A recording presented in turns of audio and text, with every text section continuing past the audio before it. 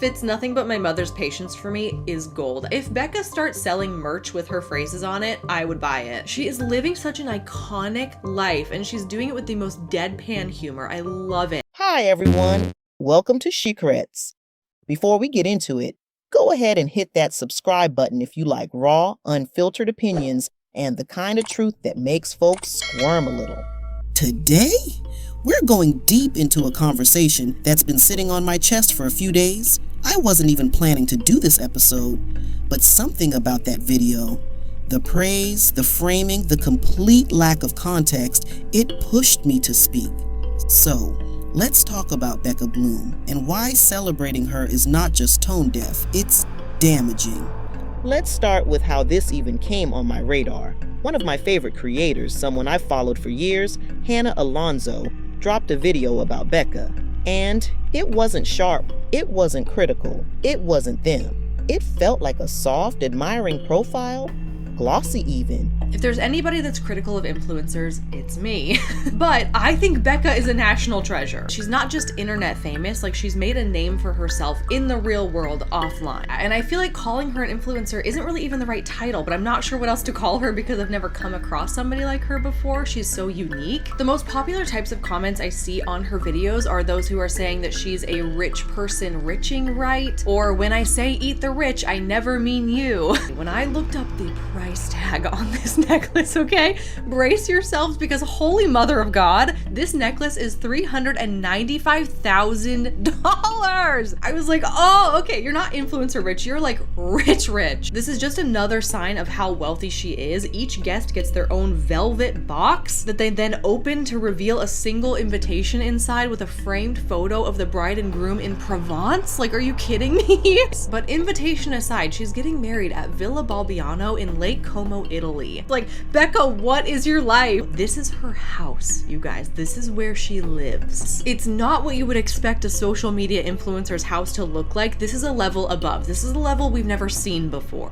This home is an architectural masterpiece. She said that she's about to head to Napa to go to the spa, but she looks like she's already at the spa. And the things that she's getting dressed up for are also iconic. She's going to afternoon tea at Neiman. She's going to an art show. She's going to the Napa spa with her friend. What a dream. I love this for her. I really do. And it kind of feels like she's gracing us with the opportunity, as gross as that sounds, to peek into someone's life who is truly living a life of absolute luxury. And look, I'm not here to drag anyone.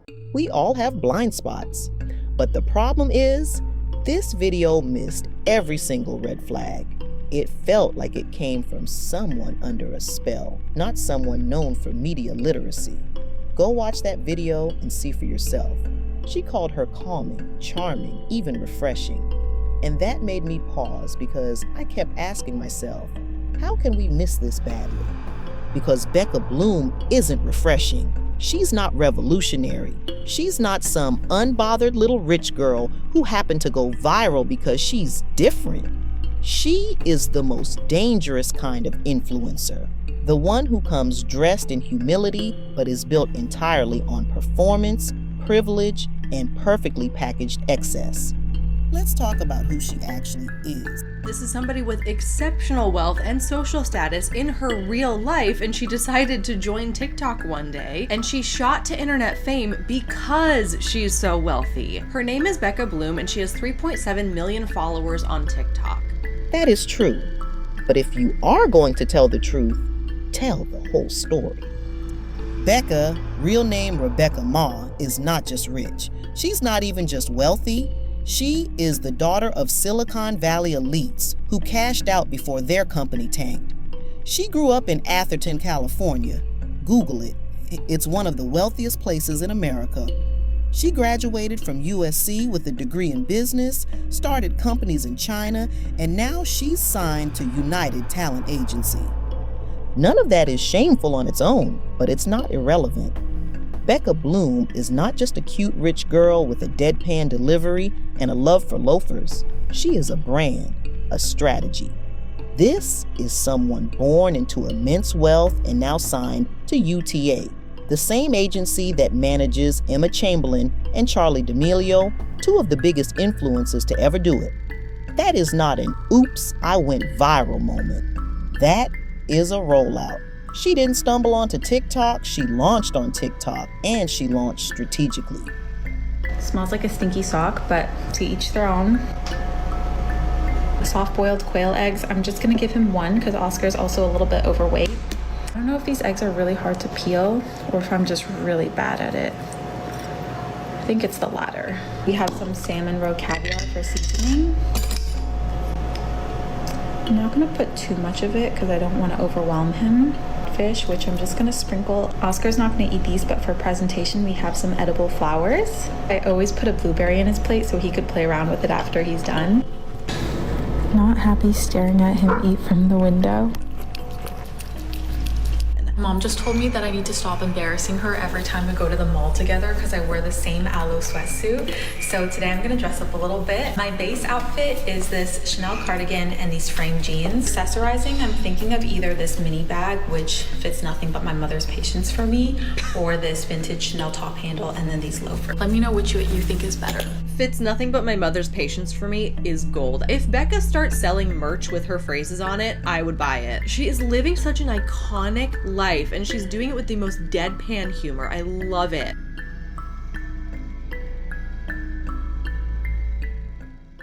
The soft voice, the awkward laugh, the "I'm just trying to pick a bag" edits, that's not accidental. That's curation. Got back from a seafood restaurant and my rings are so disgusting right now. Let's clean it together while I spill some tea. First, we have to make sure we have our very scientific lab coat on. Tie the hair back. I also have these gloves. I'm not normally this scientific, but since I have an audience today, I thought I would be extra professional. I even have a magnifying glass. I don't really believe in jewelry cleaners, so I just use dish soap. Gotta stay hydrated. Tina, if you're watching, this is your toothbrush. I'm kidding. Kidding. Started TikTok 2 months ago, and honestly, I have no idea what I'm doing here, but you guys are so nice, so it's my new hobby now. I don't know how long I'm gonna stay here for, but hopefully a long time. Parents don't know what I'm doing on here. They honestly have no idea really what TikTok is. They just assumed that it was one of those like dance platforms, so for all they know, I'm dancing all day. No one in my immediate family has TikTok. I'm kind of the only one. They don't know what's going on, and honestly, neither do I. They don't know what I'm doing on here. I don't know what I'm doing on here, so we all don't.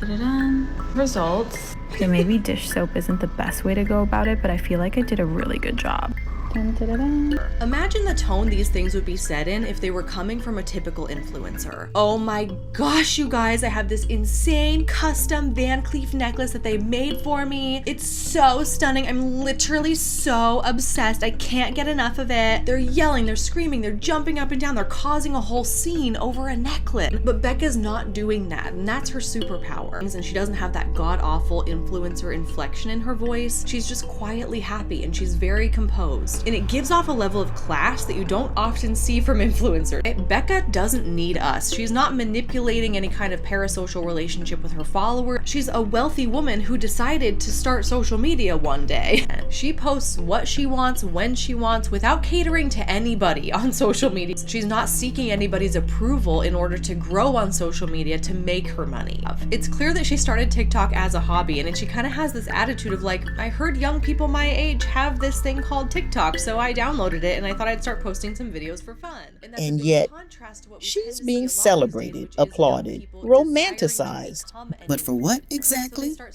Let me remind you, this is a woman who casually plates caviar for her cat, who feeds her dog wagyu and edible flowers, who flaunts a $300,000 necklace as if it's a hair tie, all while acting like she just wants help picking which bag to wear.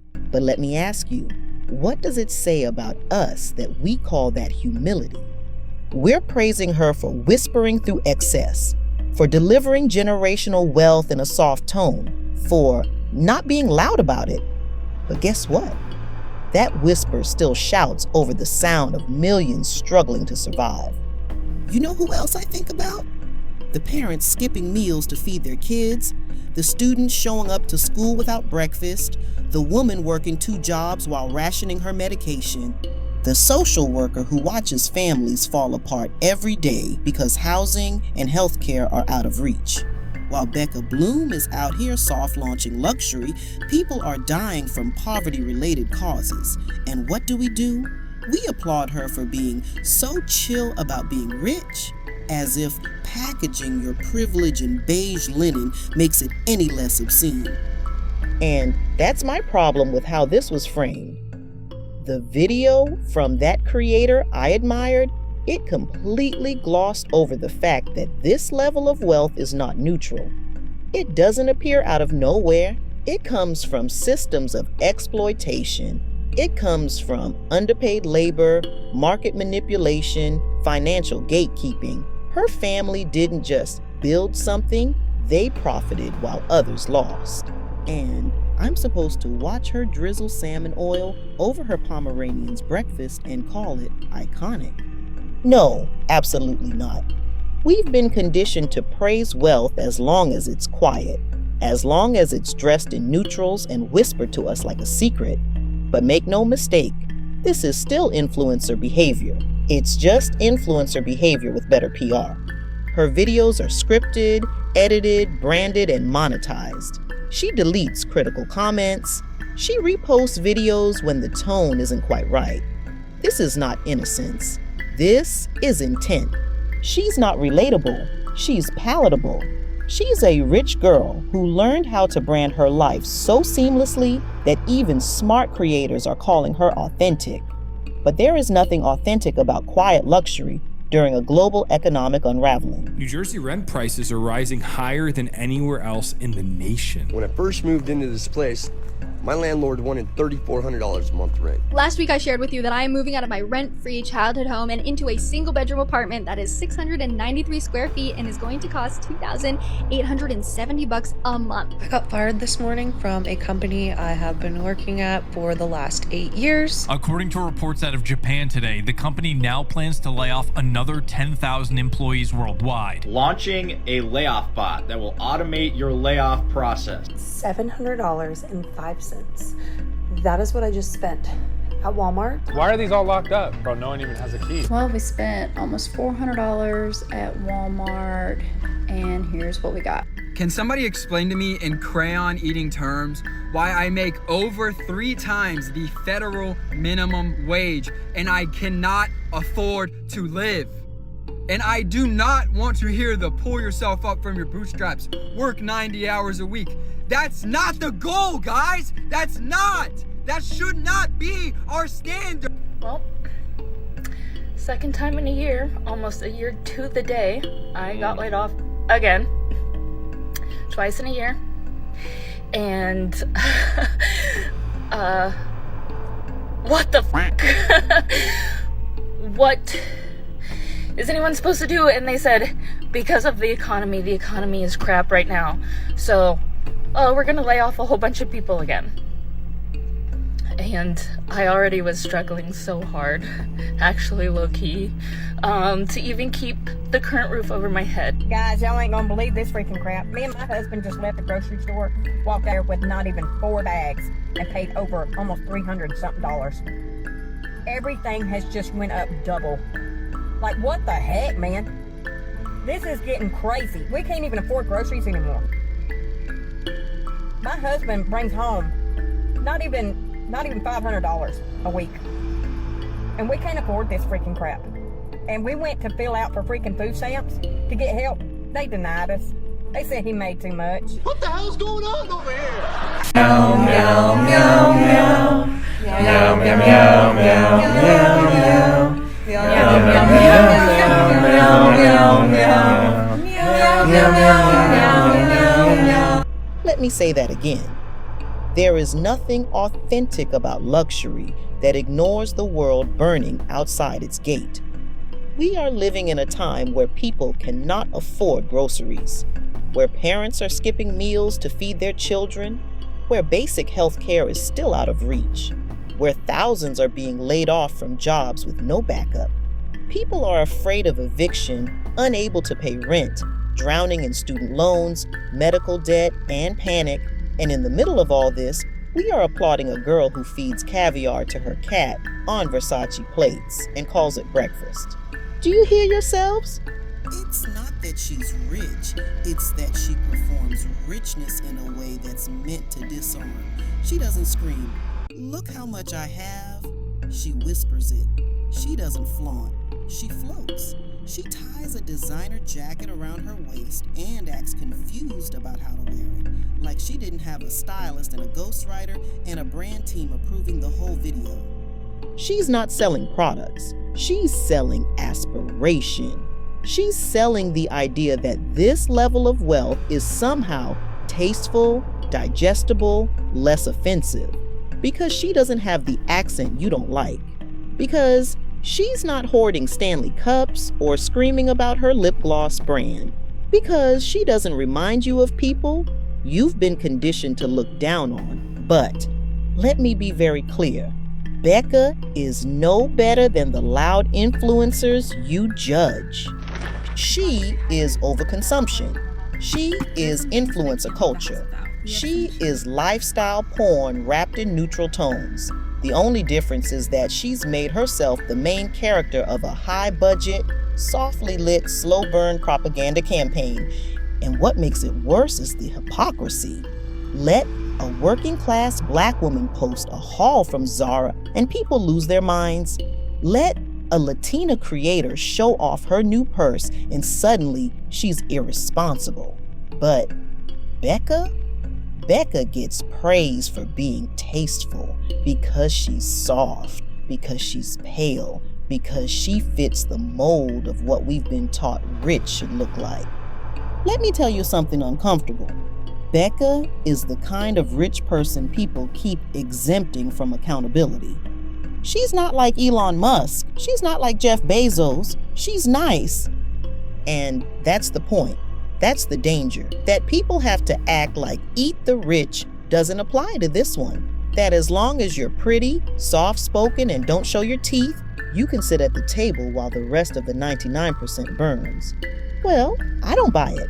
She is rich, obscenely rich, inherited rich, curated rich, and she is still part of a system that hoards resources, exploits labor, dodges taxes, and glamorizes excess during a time of unimaginable suffering.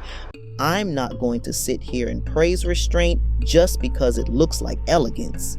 There's no ethical way to own a $300,000 necklace while people can't afford insulin. There's no tasteful way to drop 10 grand on plates for your pets while students skip meals to pay for tuition. There is no such thing as doing wealth right when your version of soft flexing still comes at the cost of other people's lives. She is not harmless. She is not humble. She is the latest face of influence as distraction. She is champagne on a sinking ship, perfume denial, velvet propaganda. We shouldn't infantilize her. We shouldn't treat her like she's this harmless, clueless little heiress. For she's not clueless, she's calculated. This is someone who understands the internet and perception management far better than most influencers. Her deadpan tone is part of the branding. Her confused rich girl aesthetic is carefully executed. She knows exactly what she's doing, and it's working. But here's my question. Why is it working? Why are we so desperate to find a good rich person that we will bend over backwards to convince ourselves that she's different? Because she wears vintage Chanel and doesn't yell?